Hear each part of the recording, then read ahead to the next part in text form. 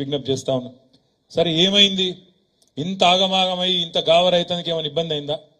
ఉంటాయి. ఇప్పుడు మనకు గుర్తేంది కారు. మరి కారు మొదలు 14 ఏళ్ళేమో జోరుగా ఉద్యమంలో ఉరికే, ఆ తర్వాత 10 ఏళ్ళేమో జోరుగా 100 స్పీడ్ తోని గవర్నమెంట్ల డెవలప్మెంట్ విషయంలో ఉరికితిమి. 24 ఏళ్ళు ఉరికింది కారు రైమని. ఉరికినాక సర్వీసింగ్ అవసరం పడదా? పడుతుంది.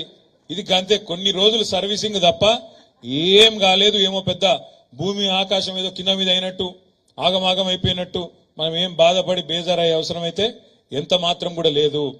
ఇది కేవలం ఒక చిన్న స్పీడ్ బ్రేకర్ మాత్రమే. మళ్ళీ తప్పకుండా మనమే వస్తాం, మళ్ళీ ప్రజలు మన దగ్గరికి వస్తారనే మాట కూడా నేను మీకు విజ్ఞప్తి చేస్తా ఉన్నా. ఇంకొక మాట కూడా నేను మీకు విజ్ఞప్తి చేస్తున్నా.